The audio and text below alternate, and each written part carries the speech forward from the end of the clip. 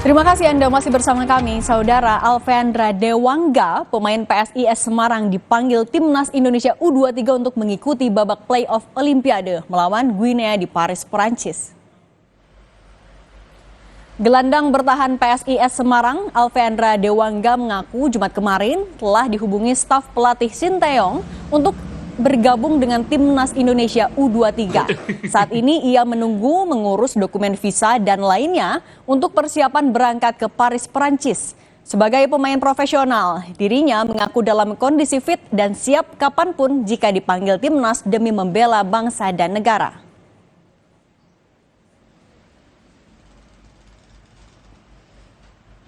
Ya, semoga ada kabar secepatnya lah untuk jadi atau tidaknya saya nyusul ke Paris. Sampai sekarang ya masih nunggu, mungkin masih nunggu visanya jadi. Ya habis itu mungkin disuruh berangkat. Sampai hari ini belum ada kabar lagi Mas Sampai hari ini belum ada sih, belum ada kabar kapan disuruh ke Jakarta, kapan berangkat ke Parisnya.